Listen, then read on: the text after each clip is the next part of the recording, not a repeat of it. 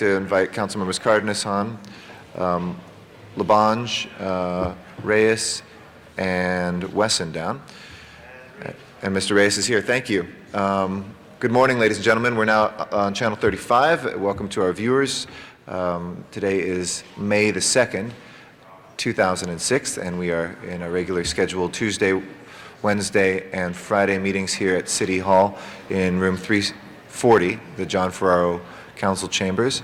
We broadcast live on Channel 35, replayed in the evening, and we also webcast through our city's homepage at www.lacity.org, where there's a wealth of information there about your elected officials and the committees of the City Council and the departments of our city government. Also invite you to listen in to our council meetings through Council Phone, which is available by calling 213-621-CITY, and you can listen to the City Council meetings and also the meetings of our City Council committees. We are awaiting a full quorum today, which is 10 members or 2/3 of our 15. We have Council Members Gruhl, Huizar, Padilla, Perry, Reyes, Rosendahl, Smith, and myself here. We are awaiting 2 more members, and we would like to ask Councilmember Cardenas, Councilmember Hahn, Councilmember Labange, and Councilmember Wesson make their way down. The other council members are excused today, Mr. Parks, Mr. Weiss, and Mr. Zine. Pursuant to our council rules, we should be in our seats. Thank you, Mr. Wesson. We are one short now, and as soon as we have that member, we will begin the meeting. Also, we invite folks to come down from to Van Nuys, where we can accept their remote testimony at our Van Nuys City Hall. And I know that we have some cards there today for our general public comment that we'll be getting to. So as soon as we have one more member, we will begin. Thank you.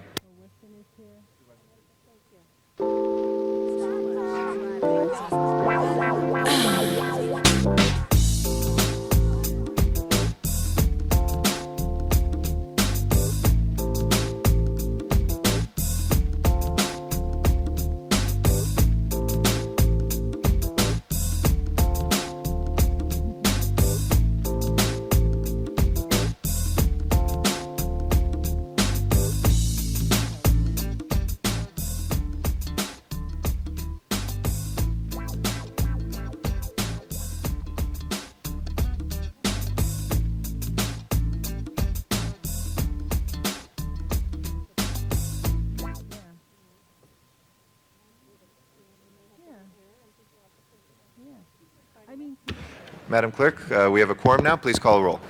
Cardenas, Gruhl, Hahn, Huizar, Labange, Padilla, Parks, Perry, Reyes, Rosendahl, Smith, Weiss, Wesson, Zine, Garcetti. 11 members present and a quorum, Mr. President.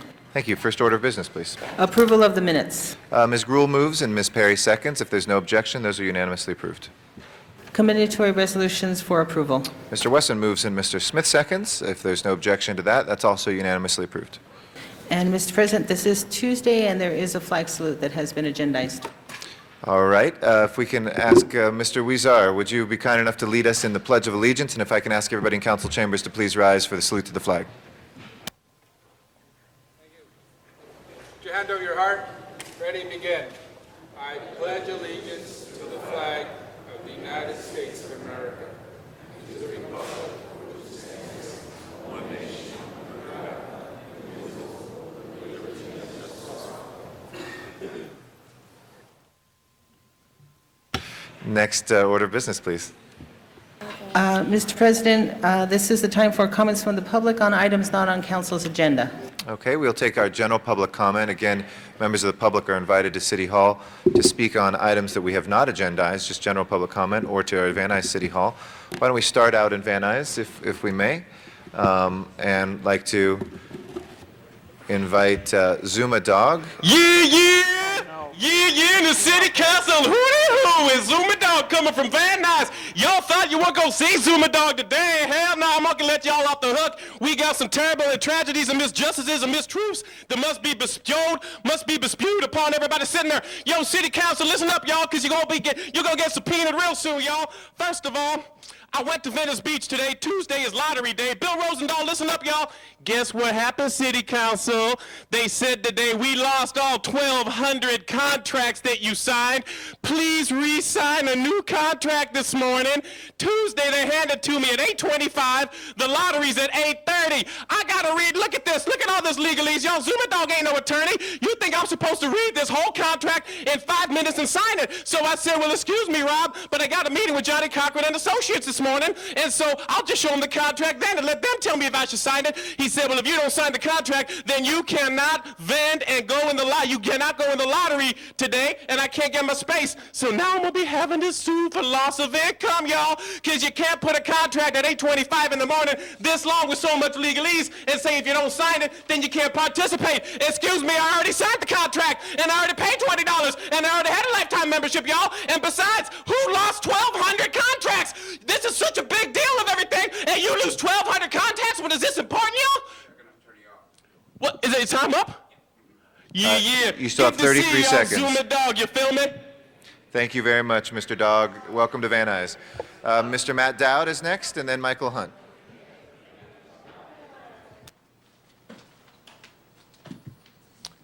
Thank you very much. It's nice to be in my lovely new office here in Van Nuys. We were getting harassed a little at City Hall, and we decided we'd come to the remote location so that we wouldn't be in any fear of being evicted. I was at the lottery at Venice Beach this morning. I'm a permit holder. I had a permit from the city. I got the receipt, everything from a year ago.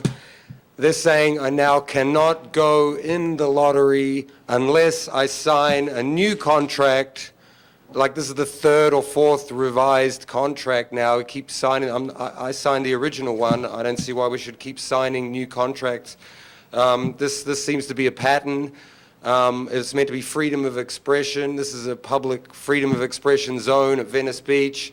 Now they're saying unless you sign a contract, you now can't go in the lottery at all, and you now have to forego a space because we're not giving you time to go and read the contract. So, and really, it's got to the point where, hey, do we get a time? You're at 49 seconds. 49 seconds, thank you. Okay, well, let me go to other news. This is council news for Tuesday, the 2nd of May. Chief of Staff to Councilman Alex Padilla was arrested last Thursday night on a suspicion of battery. Is this right? Someone give me the right one? Apparently there was a dispute at one of their offices, and a private citizen made a citizen's arrest for battery, and that's been referred on to the police. So we're hoping we're going to be okay here in Van Nuys, but we're being evicted from the building. We're being pushed out of the beach. I live at Venice Beach. I work there. They're taking away my livelihood. We're on our way to Johnny Cochran's. 5 seconds. And I'd like to thank you very much for once again coming up with another Thank you. blinder. Michael Hunt is our next speaker. Michael Hunt. Thank you. My name is Michael Hunt. I've been arrested 24 times about a permit that is invalid. 1,235 permits went out for the city of Venice, and we have 1,235 defraudations of permit holders, and it's defraud. They defrauded the federal government. Anything that inexplicably intertwines with anything that you do is constitutionally permitted. And then the third one is conspiracy to commit fraud by the city attorney's office, along with Parks and Recreation and LAPD. We do have a dream. The current permit holders have been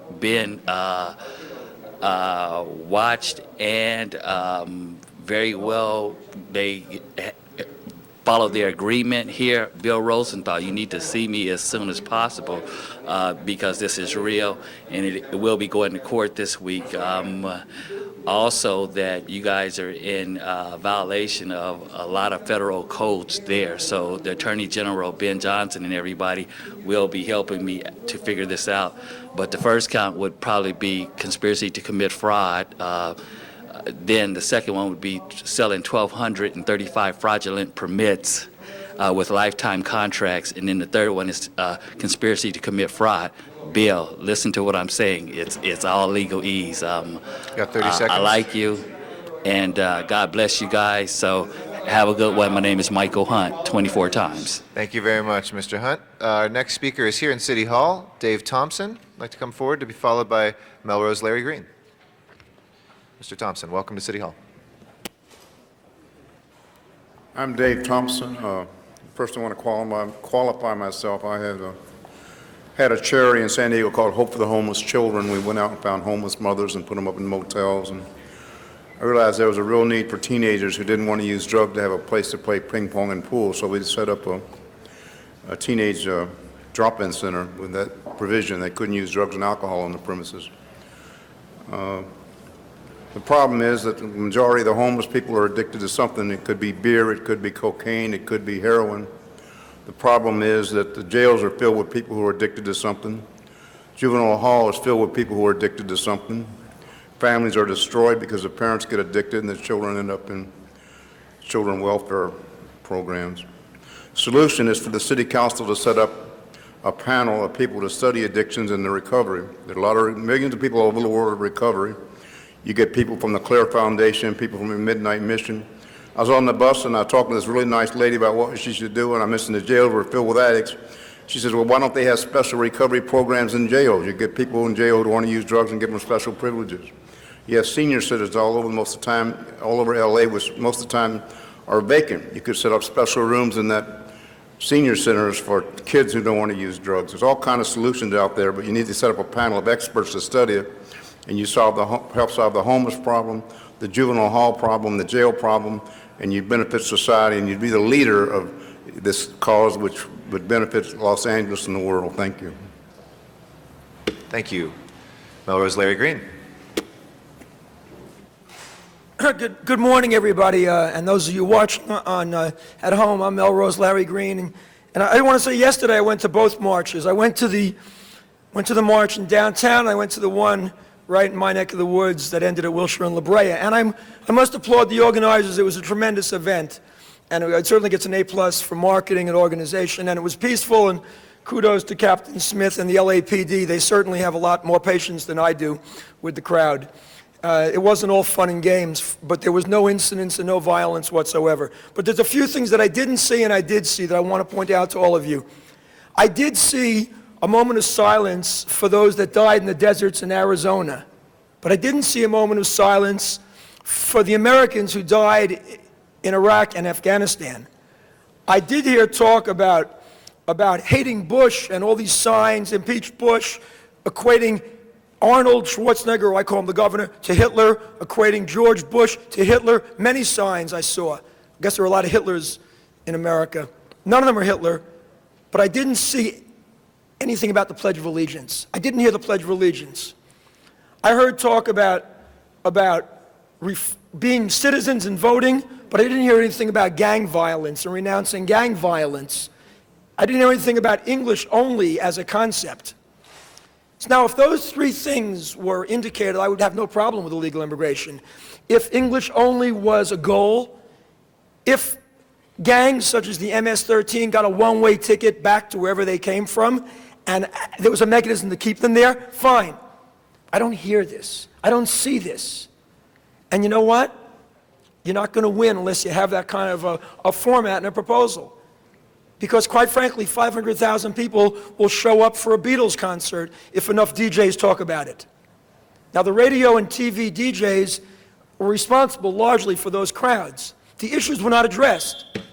Thank you very much. Congratulations to the Lakers and Clippers, and the Cat is getting better every day. Who are you but I rooting do for? support you in You everyone. rooting for the Lakers or the Clippers?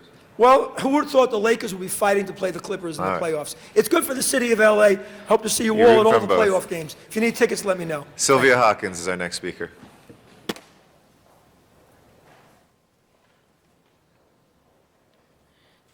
Good morning, everyone. My name is Sylvia Hawkins.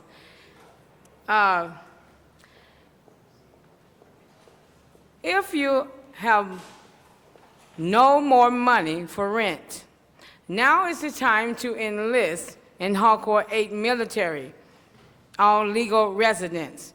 Because of the wars to come on all 58 states versus illegals, owners, workers who refuse to leave the United States of America.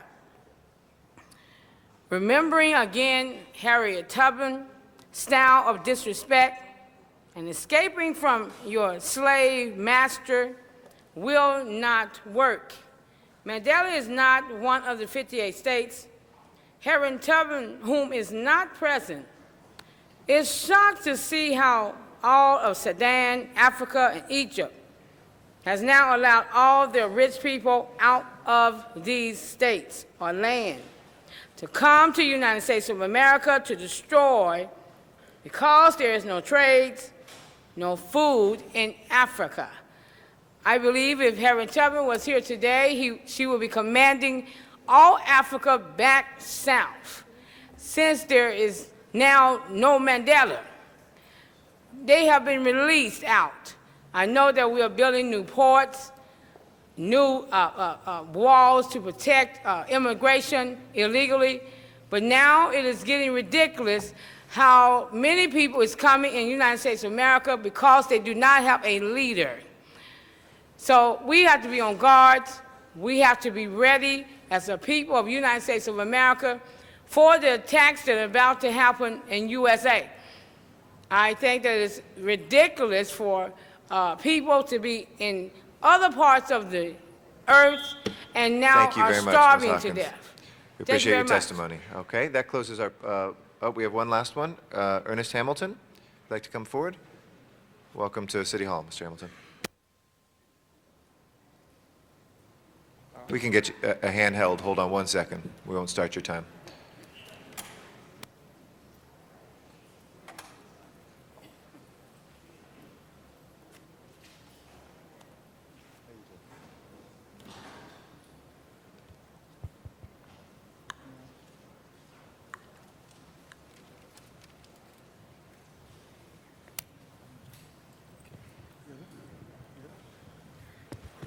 Good morning, Mr. Chairman. Good morning. Honorable members of the City Council.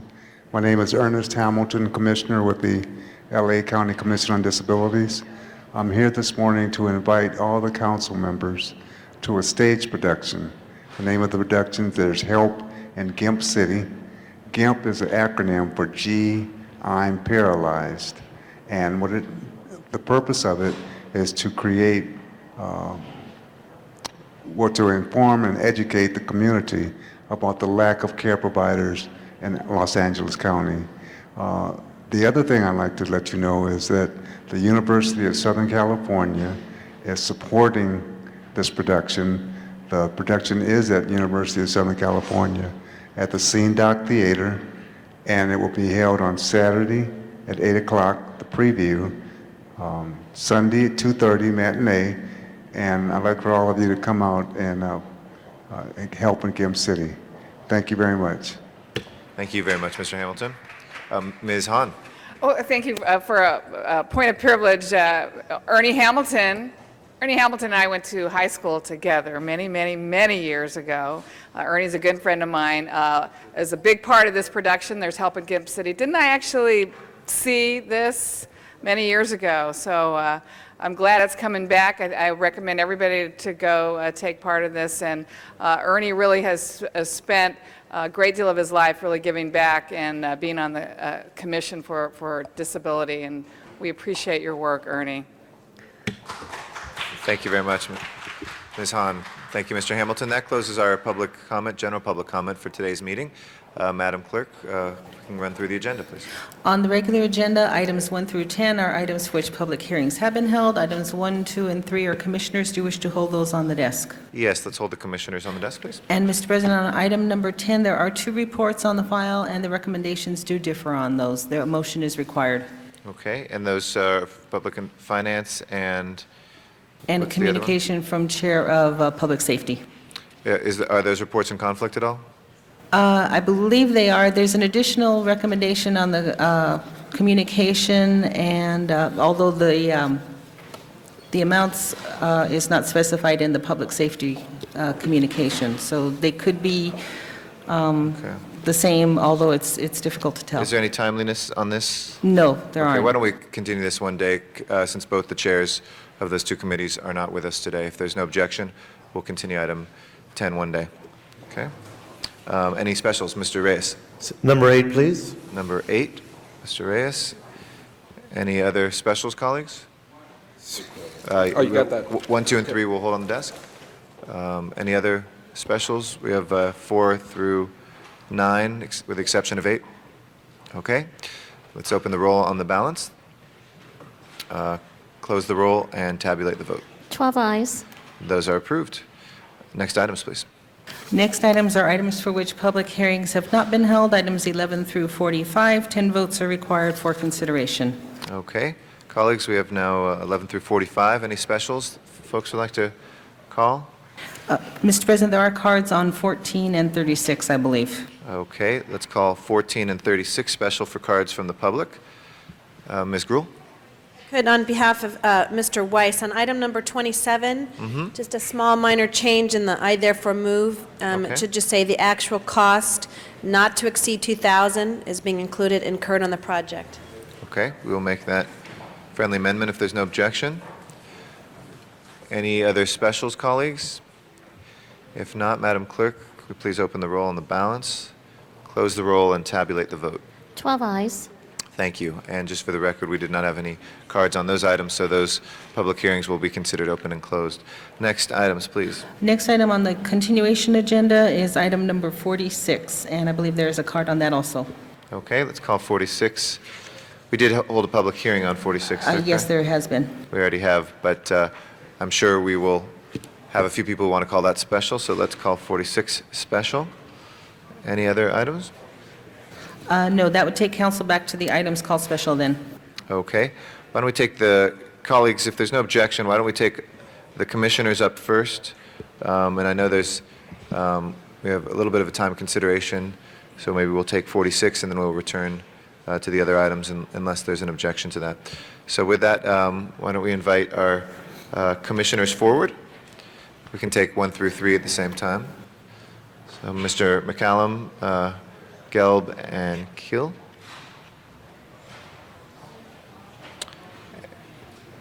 Please come forward to the table. Welcome. Colleagues, we have the commissioners 1 through 3 here on the Quality and Productivity Commission. First, item number 1, and Mr. McCallum. Mr. Huizar, as Chair of the Audits, would you like to speak to number 1? Yes, thank you very much, Mr. President. And this past week, we heard from Mr. Gerard McCallum in our Audits and Government Efficiency Committee, and he is being appointed to the Quality and Productivity Commission.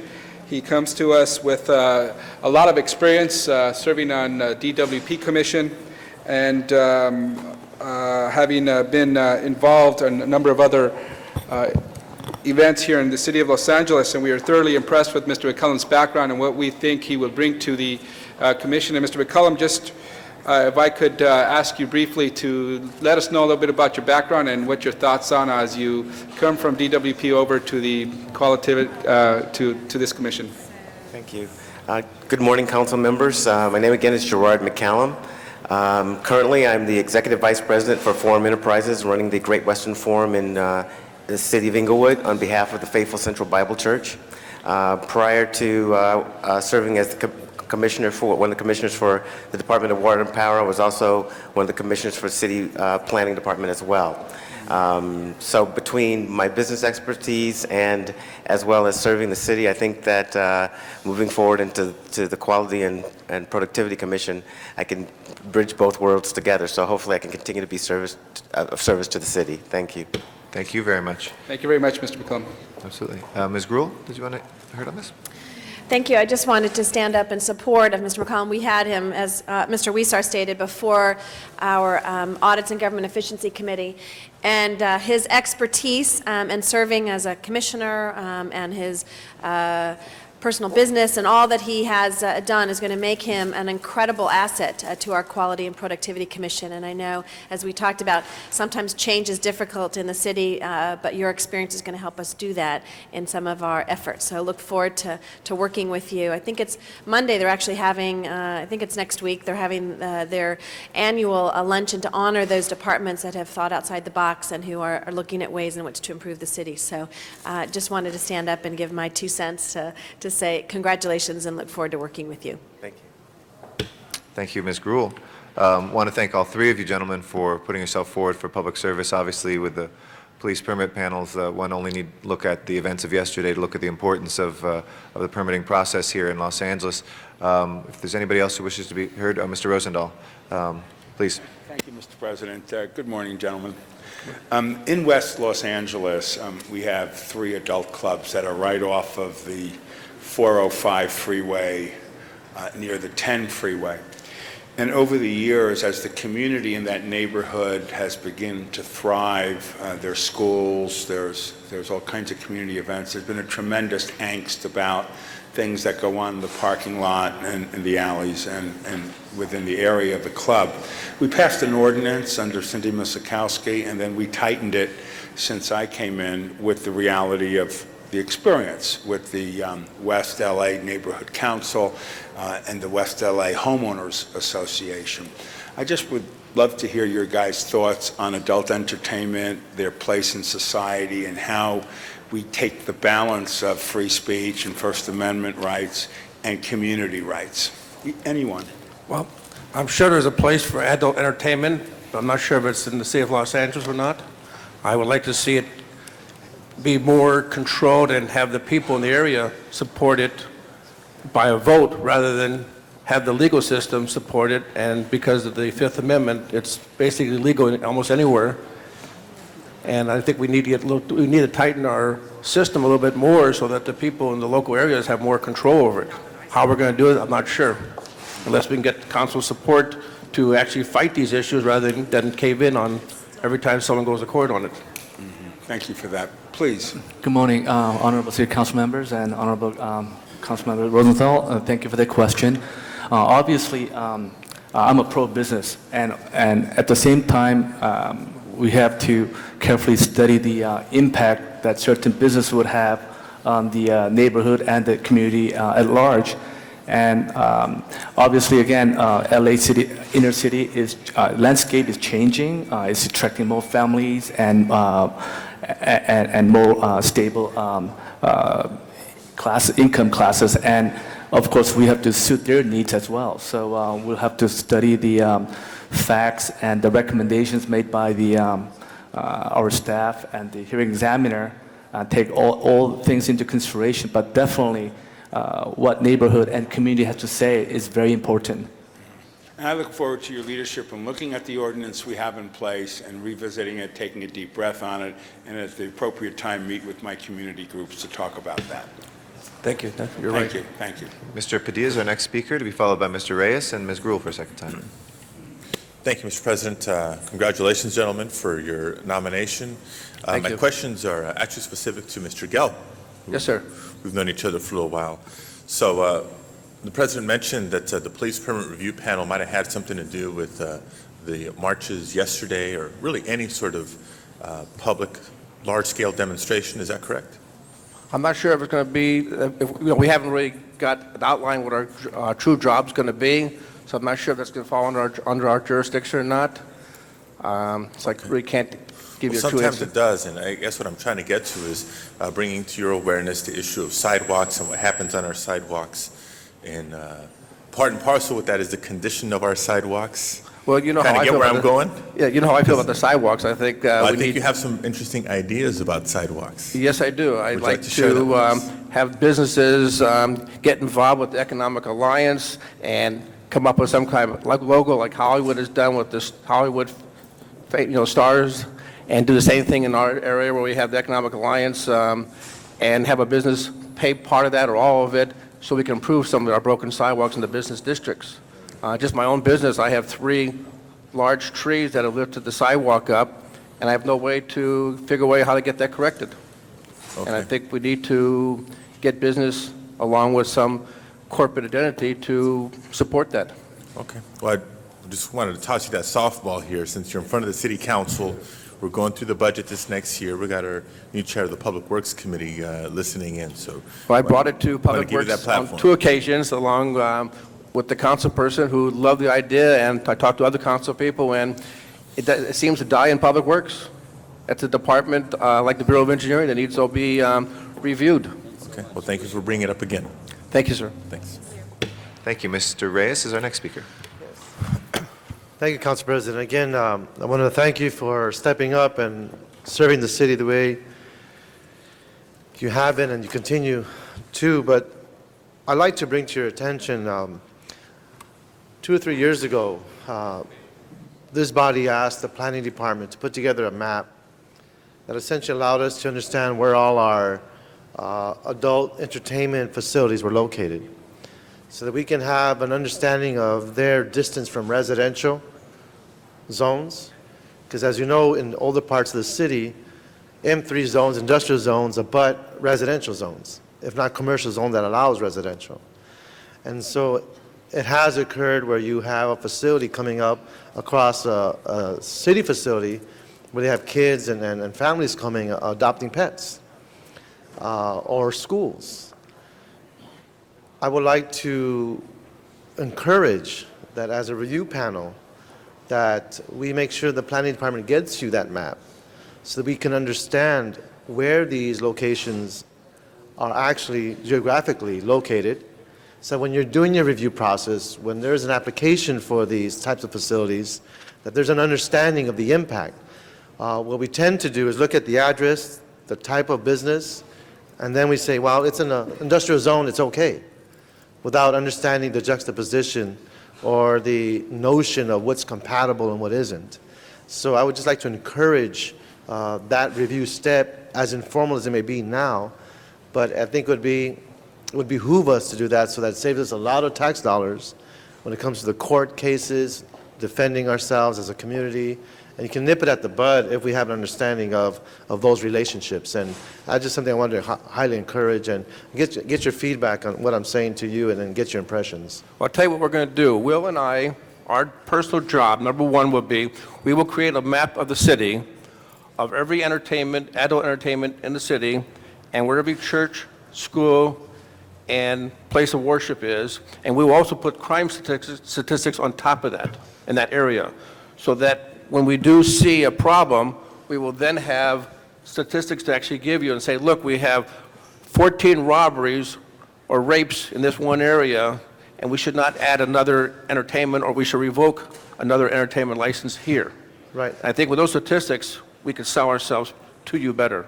And establishes the nexus to defend ourselves in court if we have to. It's based on sound reasoning and the law, so. Yeah. I know ABC, our liquor department, does that, and they've been very successful of not giving new liquor licenses in certain areas of the Northeast Valley, and I think we could do the same thing with adult entertainment. Fantastic. And Will, you agree? Of course, not only will I second that, of course, we'll also welcome any inputs or suggestions from your office as well to work together to make sure that we create a very stable, hospitable environment for families and working class. Thank you very much. Thank you. Thank you. Mr. Labange actually is our next speaker, first time, and then Ms. Gruhl. Mr. Gaba? Yes. When you spoke about creating a map, there's a lot of maps, and what you could create is efficiency, is how the map could become a highway where all people from all departments can get to. There's great map makers in the city, but we have to take it to technology so that we could see how we could do this. And there's tremendous work that people do in departments, whether it's the police department, city attorney's office, public works. It's just getting all that information out there. Yeah. And Jerry DeRosier is up there in the mapping section, 221 Figueroa, 11th floor, great guy. So you could put that all together and you could see, because I think it's very important. I'm disappointed now that we cannot have this right now, right here, as we speak. You could throw up statistics. I'm disappointed that we have a budget that's this long, but we don't have a short form, I'm going to ask for it, of all the statistics. How many people, let's say, have library cards in the city? How many people have how many public parking lots we have, how many parking meters we have, all the statistics, because information is knowledge is power. So I just wanted to commend each and every one of you And I want you to tell you about a great guy named Jerry DeRosa who's up there at the mapping section there and could help you. But get that on course and then empower our neighborhood councils and people who are involved to get involved with this issue of efficiency to extend the beauty of taxation. The beauty of taxation is we're able to help people with it, not waste it. And that's the great goal, and I know you have a luncheon coming up here soon, or just had it, or something on productivity. It's so important to do that. Thank you all. Do you have any questions of me? Any questions of me? Okay. What high school did you go to, We Mr. appreciate LeBlanc? your support. Thank you. Ms. Gruhl.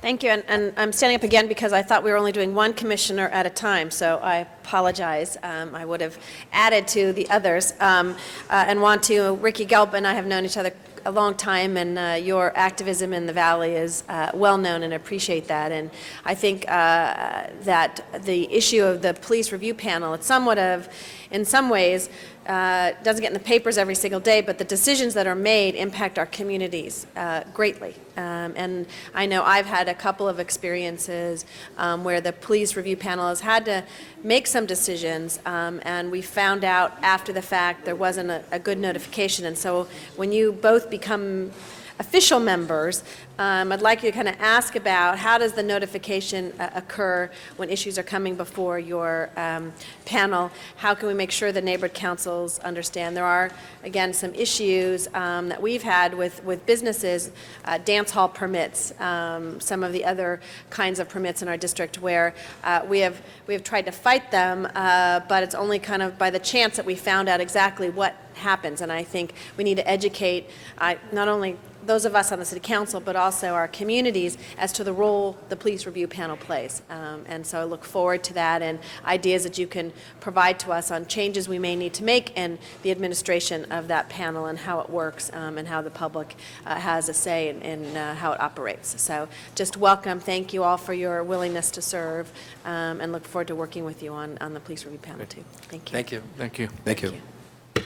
Thank you very much, colleagues, for that discussion. Now it's time for the vote. If we can please open the roll on our commissioner nominees, close the roll, and tabulate the votes. 12 ayes. Congratulations, commissioners, and thank you again for your service. Thank you. Thank you. All right. Next item. Next item is item number 8, and that was called special by Councilmember Reyes. Mr. Reyes, number 8. Yes, thank you, colleagues. I just rise and I call this a special. As you know, we have been discussing issues of how we make this city a livable city, a city of the future, and how we deal with the contaminants in our air. Looking at the plan that Councilmember Smith has introduced with Alley Renew, there's many different layers of work we've been focused on. This is talking about the rooftops. The city of Japan, which inspired me to look at different approaches, is how we can begin to lower the heat that is connected to the level of reflection because of the nature of our rooftops. The heat, along with the smog, creates a higher level of contamination. Using this approach, we're able to cool down our atmosphere, and we're talking about a 10, 15, 20-year process. We're not going to say this will happen overnight, but this at least gets us to a place where we have an ordinance in the books, where we can learn from practical experience, make it so that we have incentives, make it so that it's not a penalty against those who want to invest in our city, but actually make it much more desirable to actually look at these kinds of measures. We have two types of roofs, an active and inactive roof. The active roofs allows you to essentially walk on it, use it as another square footage for looking at views, etc. The inactive essentially provides us material, green material that can cover our roofs, again, cools down our environment, cools down our atmosphere, and creates a much more livable place for us in the future. On June 8th, June 8th of this year, information sharing with city employees, developers, architects, and policymakers, we put together a symposium that's sponsored by Department of Water and Power. We're working with Councilman Garcetti's office on this effort on June 8th. And we hope that those who are listening will understand that we will have options for them. This is the Environmental Affairs Green Roof Handbook. It'll be available on CD and ROM and in the internet. And again, these are small steps we're taking to change our codes, change our municipal policies so that we can enhance our environment and create opportunities for those who would want to invest in our city. So I encourage an aye vote. Thank you. Thank you very much, Mr. Reyes. And I want to thank Molly Reisman from my office as well, working on this. And thanks for publicizing the DWP Green Roofs Day. And we'll have a link through our LA City homepage as well. Folks want to find out more information on that. We have two other speakers on this great initiative, and thank you, Mr. Reyes, for your leadership on it. Mr. Smith and then Mr. Huizar. Mr. Smith. Well, thank you, and I appreciate Mr. Reyes' leadership on this. When I studied at the University of Germany for a while, and while I was over there, the European Union actually made this part of their environmental platform and requirement for member state nations of the European Union. And you see it all over Europe now, and certainly the Europeans have us over the barrel when it comes to environmental controls and environmental rules, because they've really figured all this out. And in a way, the Renew LA plan, what I brought forward, was a result of what I learned in Germany as well. So I'm glad to see this go forward. It's an important element for when you look at the heat footprint of Los Angeles. If you look at those heat footprints, it is a big glowing red blob on Southern California. And it's important that we realize that and the impact that has on the environment, certainly air currents and weather patterns, et cetera. So I'm very pleased to see Mr. Reyes move this forward, and I fully support. Thank you, Ed. Thank you, Mr. Smith. Mr. Huizar. Thank you, and I sat through Plum for this item when our staff presented it, and wanted to thank Mr. Reyes for his leadership on this. I think this is incredible, the potential to really change the face of Los Angeles if we continue on this path to provide more green rooftops, so not only for energy efficient purposes, but if you think of the aesthetics and the health that's going to bring to all of us here in Los Angeles. And I'm thinking also in terms of downtown and some of the increased residential units that we have there, you probably could see a lot more of this voluntarily happen. We just have to, as a city, publicize this more, that we're doing this, that this is available, and we also have to think about, and we're learning as we go along. So it's something that I would like to see our departments really take a focus on, because the impacts and the potential on this is huge. I like the way Mr. Smith described it. It's a huge heat blob, you called it, and even as you fly into Los Angeles on a hot summer day, and you see all the concrete jungle we have, and as we build more of these green rooftops, it's not going to be only for energy efficiency purposes, but also aesthetics and good health for our children and for ourselves. So thank you, Mr. Reyes, and I look forward to seeing this pilot, and hopefully we could encourage our departments to really pay as much attention to this so we could prod ourselves to do better in this area. Thank you. Mr. Reyes. Yeah, I just wanted to share my colleagues. We actually have a publication in draft form still. It's Green Roofs, Cooling Los Angeles, Environmental Affairs Department. On the table of contents, you'll see most of the issues regarding green roofs, so those construction types, investors, financiers who have some doubt. We actually have a model for you to duplicate. Again, as my colleagues have stated, Councilmember Smith and Huizar, I believe if you look at all the square footage, and you were just mentioning this, on top of our parking lots, we look at the storage facilities that have been coming into our neighborhoods. From a helicopter, you'll see acres and acres of rooftop sitting idle. Imagine if we can create a mechanism that allows these investors to consider using this as either active or inactive space. It could change this poor image we have as a city, but more importantly, generate the oxygen that we need to breathe. So thank you very much. Thank you, Mr. Reyes. Anybody else wishing to be heard on this? If not, let's open the roll on the item, close the roll, and tabulate the vote. 12 ayes. That is approved. And if we can send 7 forthwith, please, if there's no objection. Next item, please. Item number 14, call special for card from the public. Okay, next we have item number 14. I'd like to invite Sylvia Hawkins forward to speak on item 14. Good morning again. On number 14, we must say no. Attention to all residents and schools. Enrollment in all schools has been captured. Illegal residents on their addresses placed on the application in all schools. These have not been paid on any rent or mortgage living in any luxury area of the school. These 18 races will not escape from the United States of America, FBI, National Guard, running from house to house.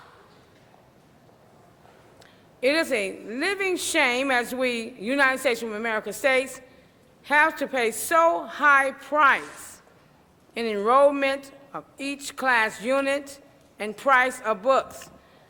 We must say no on any SAT score testing at this time and cost, extra homework, dealing with the health of our children at this time. Thank you very much.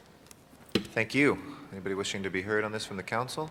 Seeing none, let's open the roll, close the roll, and tabulate the vote. 12 ayes. That's approved. Next item is 36, is that correct? We have a card from the public for that as well. Melrose Larry Green on item 36. I must confess, I don't even know exactly what the Caltrans traffic safety training on May 18th or 19th actually is. But traffic safety is a major problem in the city of LA. Your friend Melrose Larry Green runs all around Hollywood, the beautiful 4th District of Councilman Labange, the beautiful 13th District of President Garcetti. I know virtually every street of your districts. Jaywalking is out of control, left turns from right lanes, right turns from left lanes, illegal U-turns over double lines. Don't even get me started. This is a major problem, and because you have the DOT giving parking tickets, illegal parking is a major problem. I wish the LAPD was more involved in traffic enforcement. I wish nothing makes me happier than when somebody in an SUV gets a parking ticket. I love it, especially when they're on the cell phone. So let's make traffic safety a major priority. When I first moved here, Tom, you used to get tickets for jaywalking when Daryl Gates was chief of police. No offense against Chief Bratton. But what's wrong with, and in Larchmont Village, I see him every day jaywalking. And I'd love Dennis Zine and the other Republican to give out some jaywalking tickets with Tom Labange. Well, you'll join me. Let's do it. I may join the reserve if this keeps up. Good Democrat. There only are good Democrats, as is the mayor, a great Democrat, and the former mayor. Thank you. Thank you very much, And everybody else Mr. Green. except Greg Zine and me. Thank you. All right, we can open the roll on the item, close the roll, and tabulate the vote. 12 ayes. That is approved as well. That takes us to our last item, colleagues, item 46. Just to frame this item, which we continued from last Friday's meeting, we did have a public hearing on this already, though there are quite a few cards as well on this today.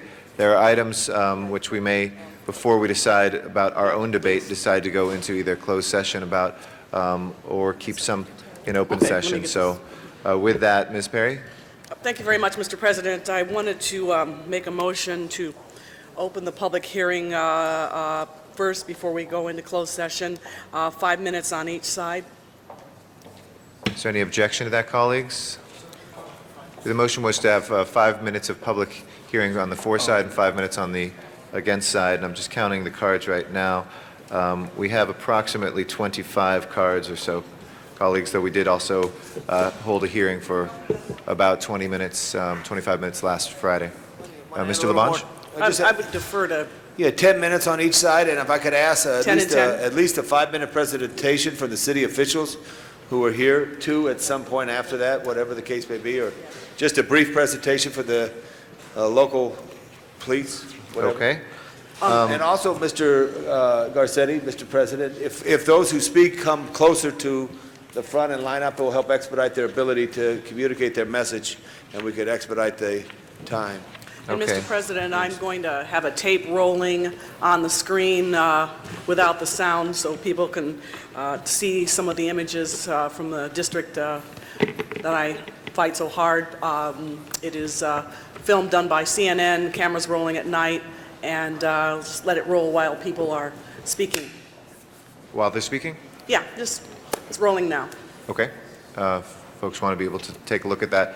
Of all the cards, almost everybody just filled out general comments. I assume some people are going to be speaking in direction one way or the other. Okay, go ahead. And knowing some of the folks' positions myself, so I'm going to try to be as judicious as possible on the sides. If you could please state your position at the beginning in terms of where you're at so we can be as fair as possible. If you truly do have general comments that don't direct the council to move one way or the other, we'll put that in a third category, but otherwise, if you could state that, and I will try to interpret where folks are. With that, first speaker, I'd like to invite forward Victor Franco Jr., Catherine Bream, and Estela Lopez to be our first three speakers. And we're going to set the clock just at 1 minute to try to get as many speakers as possible from each side, okay? Good morning, members of the council. I'm Victor Franco with Central City Association. I'm here today in support of Jan Perry, the city attorney, and their the idea of appealing the decision that was rendered a few weeks ago, and also support of the Central City East Association and their efforts to deal with a overwhelming health and safety problem. Homelessness is one of the most difficult issues that all of you will deal with, but no matter what occurs here today, the reality is that we need the LAPD to have the ability to intervene in cases where individuals refuse assistance or do not have the capacity to accept assistance or services. We must not forget about the crime that takes place against homeless, the crime that is masked with the homeless activity. Let's not attempt to legislate a legal decision or action.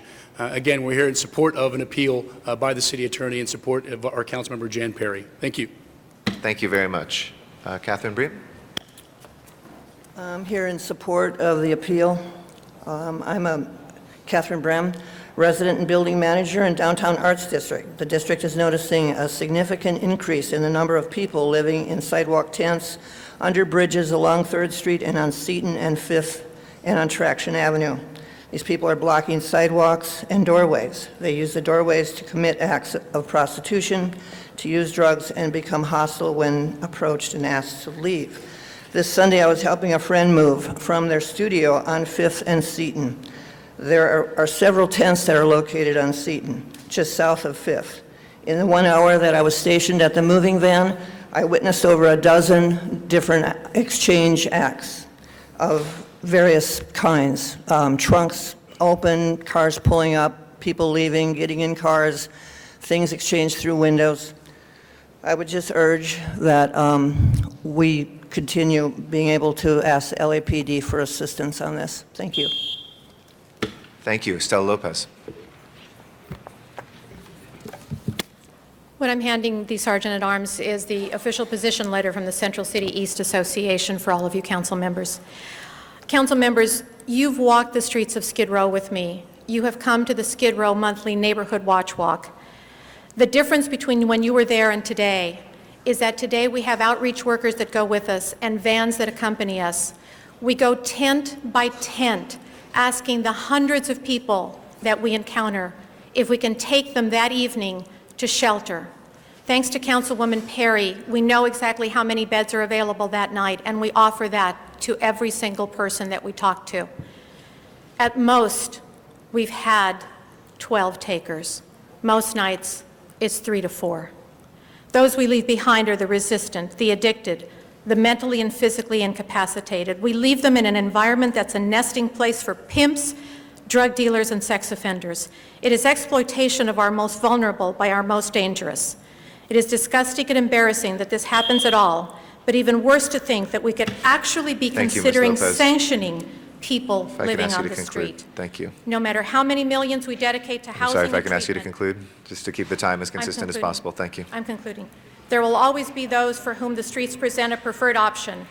We shouldn't be their enabler, because if we do, we should be you. prepared to share their We appreciate that. responsibility for their disease. Our next speaker is Peter Eliasberg, Becky Dennison, and Steve Diaz. My name is Peter Eliasberg. I'm one of the attorneys from the ACLU who represents the Jones plaintiffs. I'd like to make just 2 quick points. The municipal ordinance that is an issue here is harsher than any ordinance in any other major city in the country.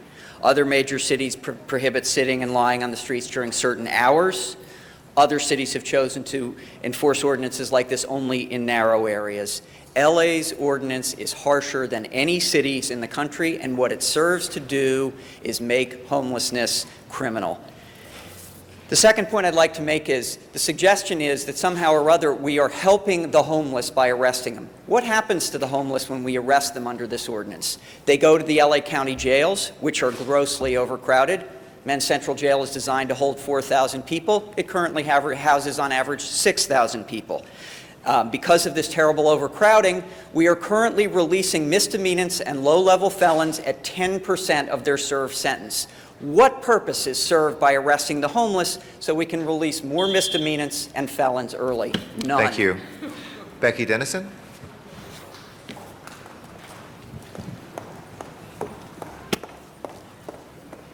Good morning. My name is Becky Dennison. I live and work in the city of Los Angeles, and I work with the Los Angeles Community Action Network downtown. I strongly urge you to not appeal the recent Ninth Circuit decision on 4118D. There is clearly just not enough housing for everyone who sleeps on the streets. I don't know who made that video, and I don't know who was offering those beds, but we have people who come into our office every single day looking for housing, and there are no beds available, and we're not even a service provider. We most recently went to the Mission with someone to beg for some emergency housing late in the afternoon when most shelters are closed, and they had 5 beds that day for the entire day with a line of people down the street. So it's not that people are not taking shelter beds. It's not that people won't take services. They will if they're offered by people who know how to serve people, who are compassionate with folks, not LAPD. This is not the way to go. It is ineffective. It is inexpensive. It is very expensive. We keep arresting people. We keep citing people, and it has done nothing to alleviate homelessness. Mr. Diaz, Steve Diaz?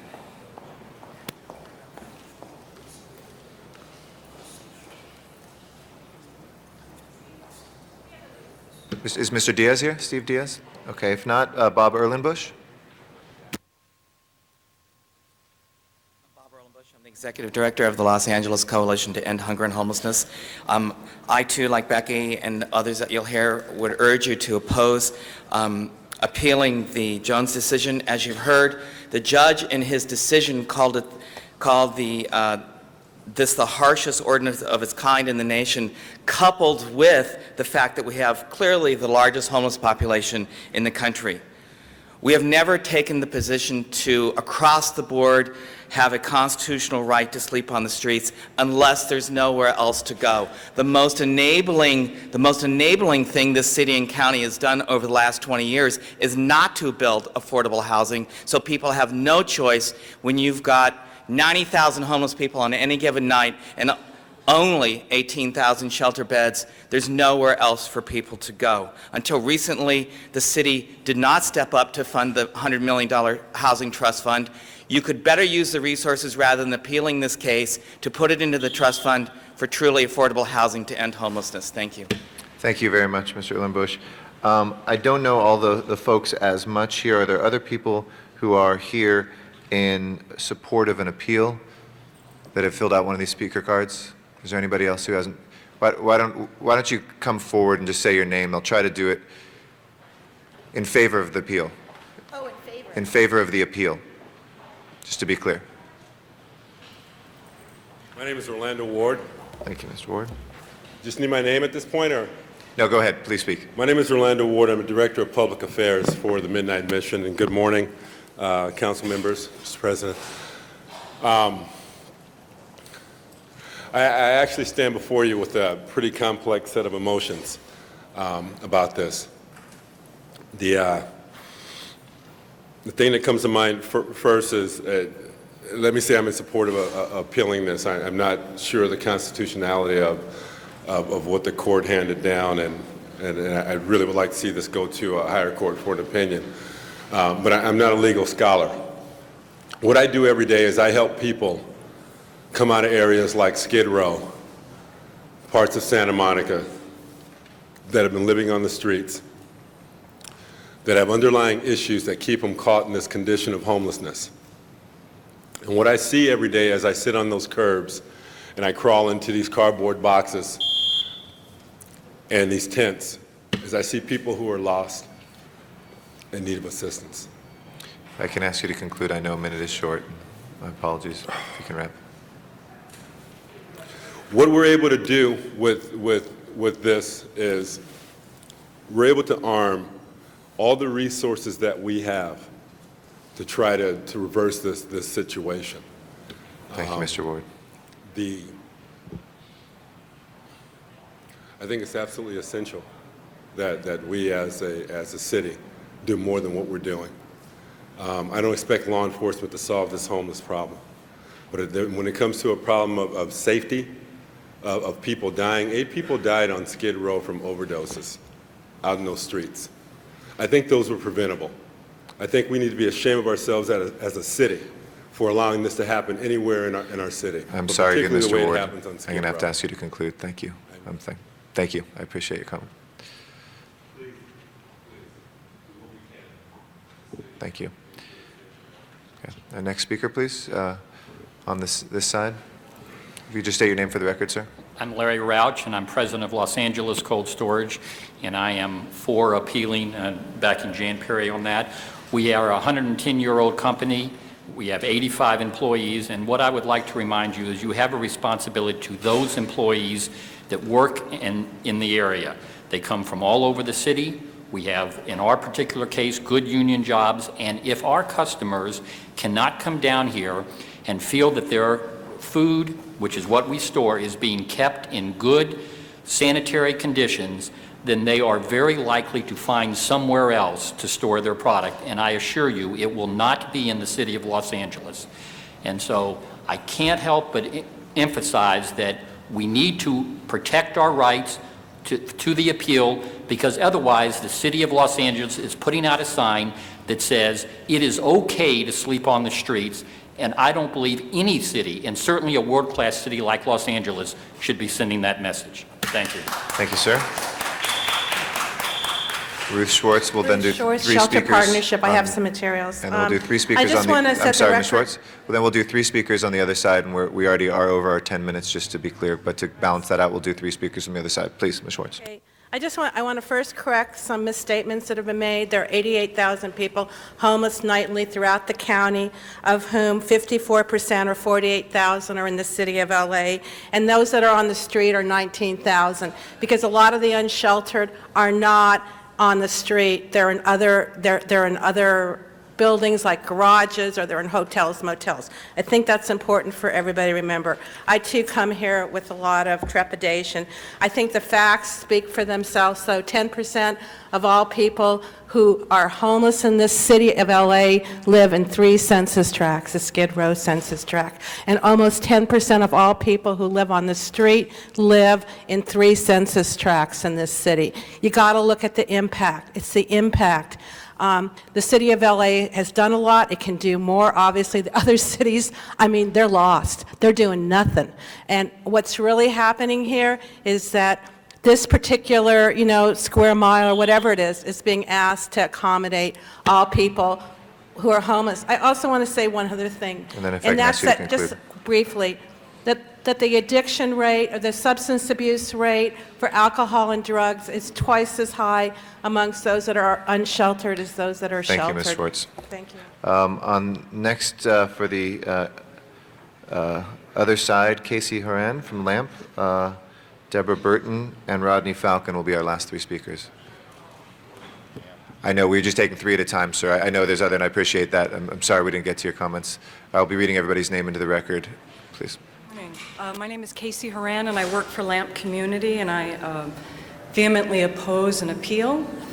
An earlier speaker said that it's disgusting and embarrassing, and I agree with you. And this footage you saw earlier is really a testament to the fact that for more than 20 years, the government has been paralyzed, there's been inertia and neglect.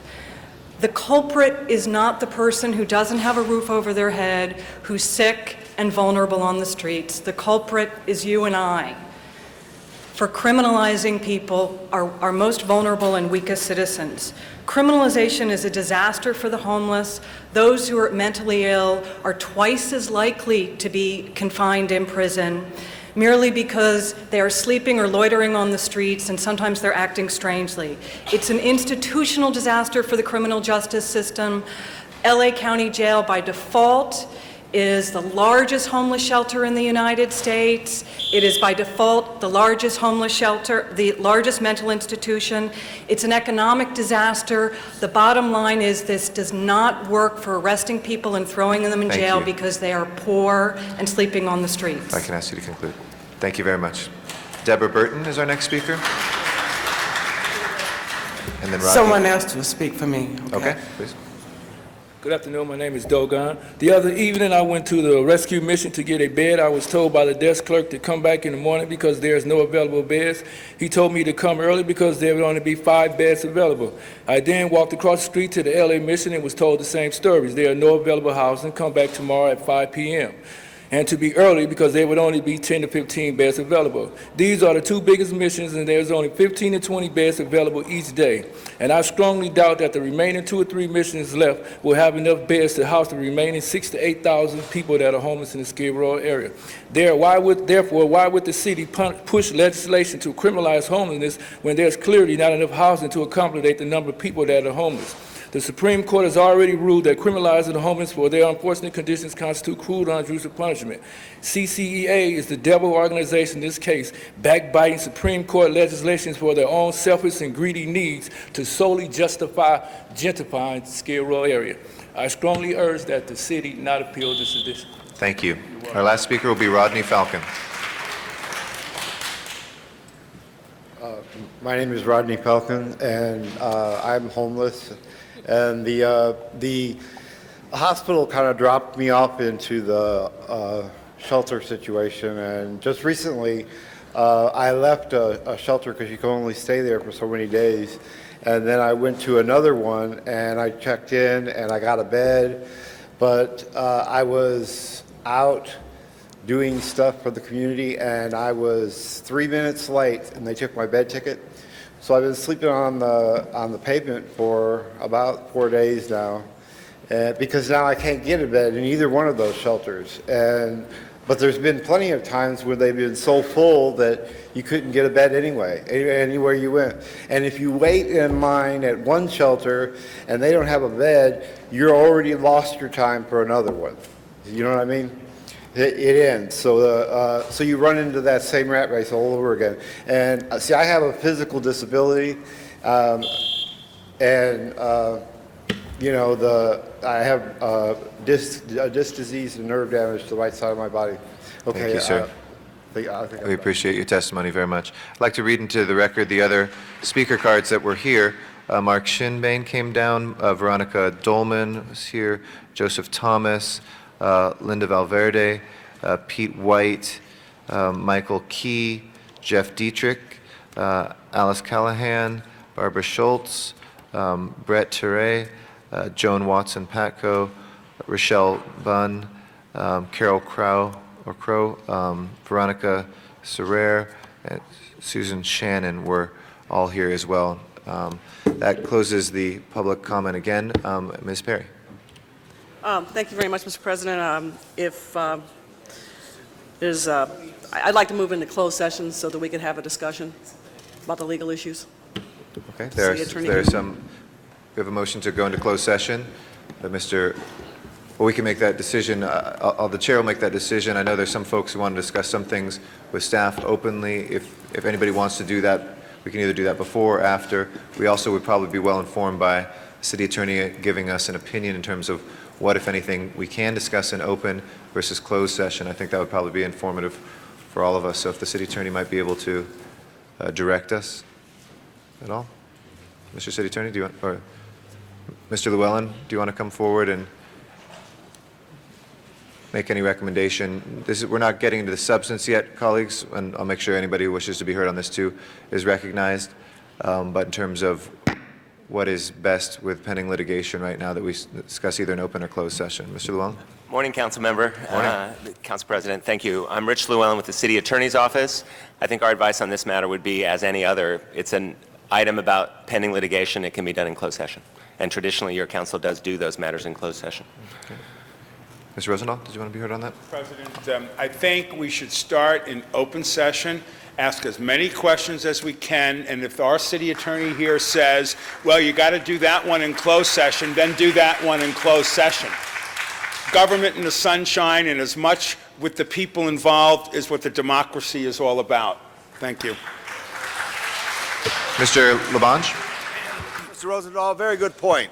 But I think we have to look at what the city attorney advises us. Because just how you fought to get here, it's important that you follow a path. And let me just state on my time here that the city attorney recommends on litigation that we have a discussion. Now, I'd be welcome when everyone comes back in to do that. And I'd also like to ask that we go into executive session so we could hear all the facts. I don't know all the facts. I want to hear them so I don't lose the right of the city, because the city is what we're talking about in its ability to move forward in what they think is right. I want to hear from the people who are representing us 24 hours a day in the city of Los Angeles, in this part of the city. So I ask that we go in executive session. Okay. Mr. Weezer? I've been informed, just so you know, if there is dissension in terms of whether we close or open, we will take a vote. It's an 8-vote item. Mr. Weezer? Which was my question, which is, are we going to take a vote to decide which way we go? Yes. You know, I believe in transparency as much as possible, and I've often argued on behalf of us being more transparent, whether it was here at the City Council. And let me be very clear. I'm very comfortable saying that I am not in favor of this appeal at this time, but on policy grounds. But as an attorney, I put on my attorney cap and I say, what side I'm on, I'm always going to be calculating whether I want it to be public or not. This City Council should be consistent, and that any matter that has any legal implication at the advice of our City Council should go into closed session, because in closed session or open session, you're not going to be able to decipher what's legal, what's policy, and what we can and cannot say. Also, once this council takes a vote, whether you're on one side or the other, we've got to respect that, and we've got to respect what our city attorney will do with the information received and discussion received here to go forward and argue what the majority of this council believes they should do. And I think it's kind of dangerous to set a precedent to say we could be in open session depending on what that matter is. I argue to be consistent no matter where you are on the issue and go in closed session so that we do not have to decide for ourselves what is policy, what is legal, and what the majority of this council is telling our city attorney to do. Go forward and argue that point in court. Thank you, colleagues. We have a motion by Ms. Perry, seconded by Mr. Labange, to go into closed session. If there's nobody else who wishes to be heard on that motion, we will take a vote on that. Mr. Rosendahl, did you wish to? Second on it. Okay. Mr. Look, Rosendahl? I don't want to be obnoxious to anybody around this horseshoe, but this homeless issue isn't rocket scientist, and I don't think the closed session aspect of it is the most significant aspect of it. I think the aspect of it is what is the facts of what just happened in this court that is public information that the public needs to know, and why does the city attorney think maybe we should file an appeal or not? I'd like to know that, and I think the public have a right to know that as well. Thank you, Mr. Rosendahl. Anybody else wishing to be heard on this motion that's before us? If not, just to reiterate, a yes vote is to go into closed session, a no vote is to not. Please open the roll, close the roll, and tabulate the vote. 11 ayes, 1 no. Okay. We will now go into executive session in conformance with California state law. Any actions that we do take, we will, depending on the action, come in open session and announce. We also may have further discussion, possibly an open session following. So thank you. If I can ask the council chambers to be cleared.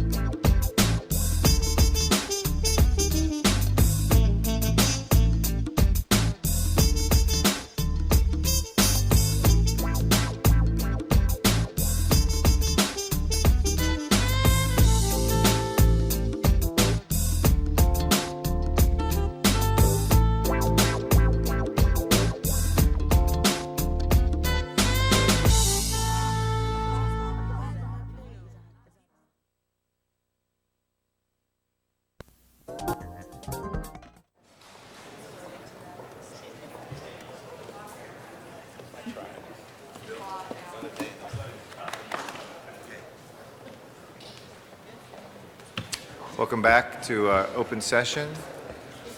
Madam Clerk, is there any action we need to take in open session? No, Mr. President. Okay. That was just a closed session item. All right, any other items on the regular agenda? Just council has motions for posting and referral, Those items are posted and referred. and there are excuses on the desk. Councilmember Rosendahl requests to be excused May 5th and 9th for personal business. A motion is required on the 5th. Okay. For the 5th, Mr. Labange moves and Mr. Smith seconds. There's no objection. He is excused. And Councilmember Weiss requests to be excused June 13th, 14th, and 16th for city business, and August 15th, 16th, and 18th for personal, and those all meet council policy. Okay. Mr. Weiss is excused. And that clears the desk. Desk is clear, colleagues. Do you have any announcements? Any announcements for the public? If not, do we have any adjourning motions, colleagues? Does anybody have any adjourning motions? Ms. Hahn, you have one? No? Does anybody else have adjourning motions? If there are no adjourning motions today, Madam Clerk, please call the roll. Cardenas, Hahn, Weezer, Labange, Padilla, Perry, Rosendahl, Smith, Weiss, Garcetti. This meeting is adjourned. Thank you very much. We will next meet.